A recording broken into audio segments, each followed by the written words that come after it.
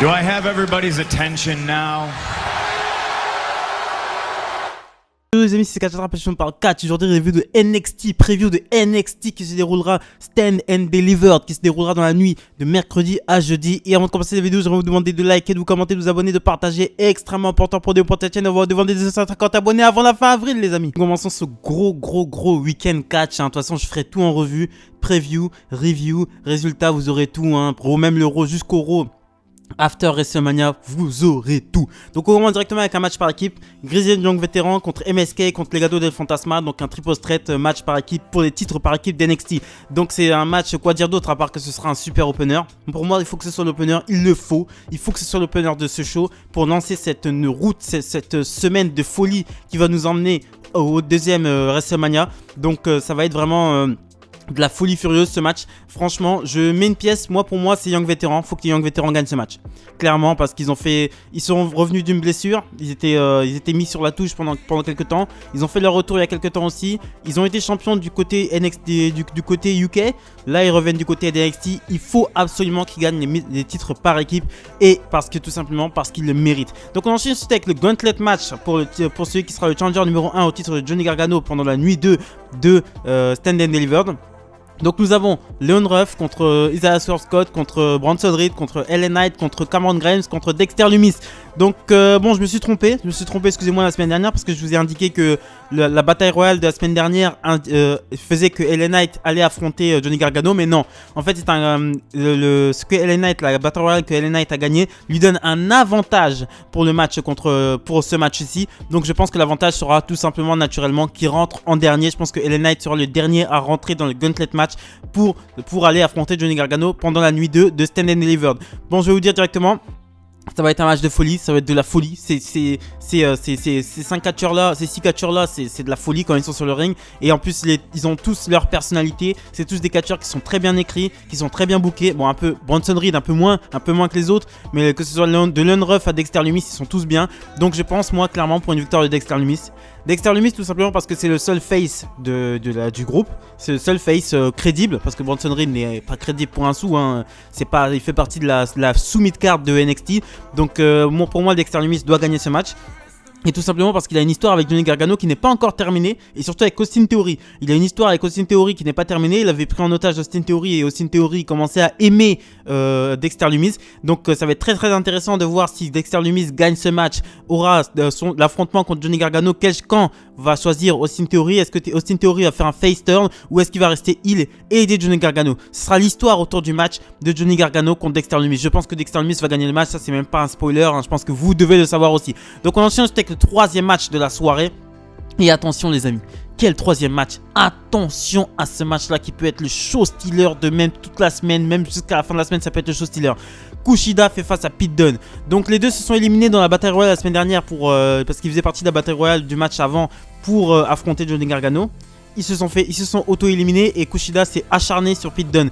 Et Pete Dunne qui se proclame en ce moment être le meilleur technicien ever.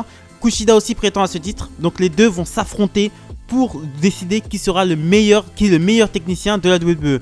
Donc ça va être un match de folie. Le Kushida contre Johnny Gargano au takeover précédent, c'est pour moi le meilleur match de l'année pour l'instant. Clairement, même pas de discussion possible, il n'y a même pas de discussion possible.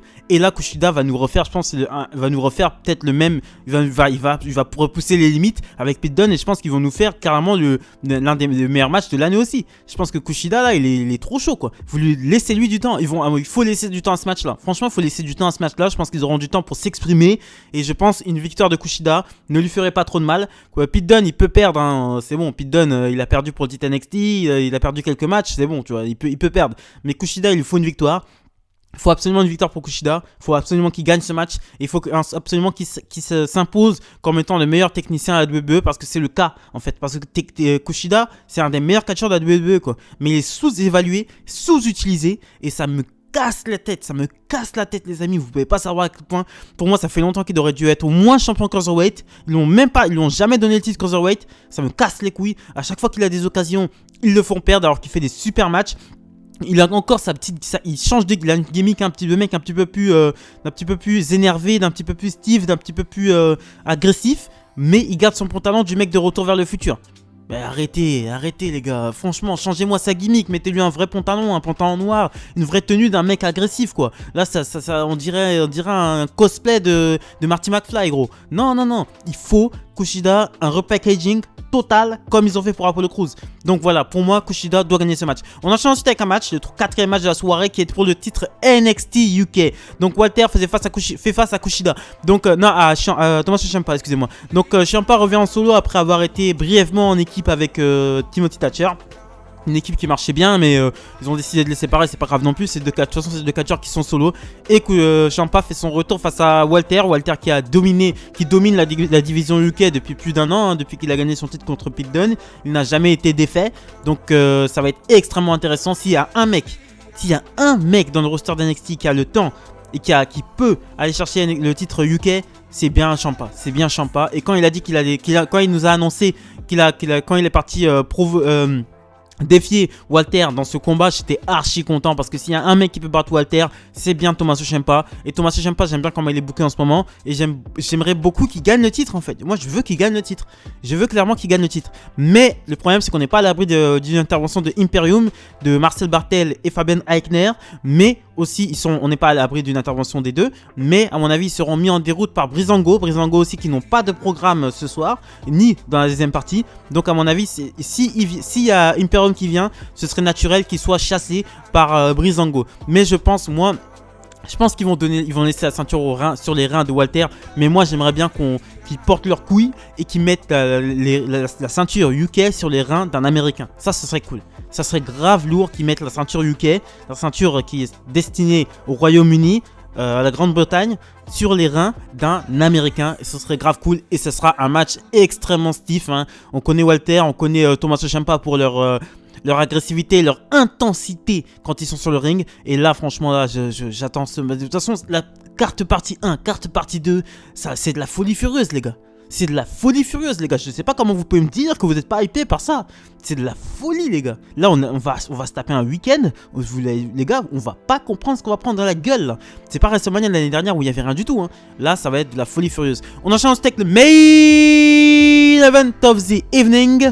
Et on met son titre en jeu contre Raquel Gonzalez. Donc ça va faire bientôt 1 an que Io Shirai avait gagné son titre contre Charlotte Flair et contre Rhea Ripley. Donc ça fait pratiquement presque 1 an qu'elle est championne et que vraiment elle a détruit tout le monde à NXT, hein. Tous ceux qui l'ont défié ont perdu. Même la copine de Raquel Gonzalez là, comment elle s'appelle, Dakota Kai, a tenté sa chance mais ça n'a pas marché. Donc Raquel Gonzalez, elle est partie, Io Shirai défiée d'elle-même. C'est elle qui est partie voir Raquel Gonzalez et qui lui a donné le contrat directement pour lui dire maintenant voilà, maintenant on s'affronte. Ça fait très longtemps qu'on se tourne autour mais qu'on se touche pas. Mais là maintenant on va se défier. Donc il y a eu un petit échange entre Raquel Gonzalez et Io Shirai cette semaine. Ils se sont attaqués 2-3 fois, hein, dans 2-3 segments ils se sont attaqués, même dans les backstage et tout. Mais Raquel Gonzalez a toujours pris le dessus. Tout simplement parce qu'elle est plus puissante qu'Io Shirai. On va pas, c'est bon. Io Shirai fait 1m50, Raquel Gonzalez en fait peut-être 1m75. Donc il y a une différence de taille entre les deux. C'est un petit peu David contre Goliath. Si vous voulez un petit peu une image, ce serait un peu comme, on va dire, Shane McMahon contre Braun Strowman, un petit peu dans le même délire. Ce sera un petit peu ça, David contre Goliath. Donc hâte de voir comment ils vont booker ce match. Hâte de voir comment Io Shirai va tenter de résister à la force dominatrice de Raquel Gonzalez. Mais je pense que ce sera Raquel Gonzalez qui va gagner ce match et qui gagnera le titre NXT. De toute façon il le faut. Raquel Gonzalez, ça fait trop longtemps qu'elle est en train de galérer avec Dakota Kai. Et pour moi ça fait longtemps qu'elle aurait dû se débarrasser de Dakota Kai. Parce que Dakota Kai c'est un pion. Dakota Kai, j'aime pas Dakota Kai. Je suis pas fan de Dakota Kai. Donc il faudrait qu'elle se débarrasse de Dakota Kai qui ne sert absolument à rien à ses côtés. Et qu'elle prenne le contrôle de la division Women de NXT. Et Io Shirai, on n'est pas à l'abri. On n'est pas à l'abri qu'Io Shirai fasse ses débuts à Raw lors du Raw After WrestleMania. Comme vous savez, à chaque WrestleMania, les Raw après WrestleMania sont extrêmement attendus parce qu'il y a souvent des débuts très marquants. Voilà, il y a des débuts qui sont très marquants.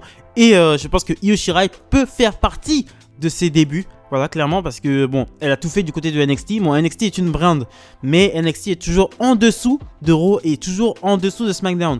Donc les débuts de NXT dans le roster principal, NXT n'est pas le roster principal. C'est pas considéré comme le roster principal.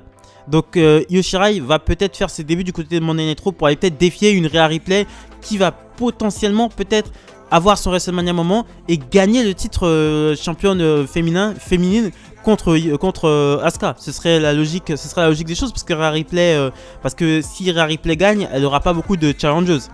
Elle n'en aura même pas. Peut-être si Charlotte revient après WrestleMania, ce qui m'étonnerait.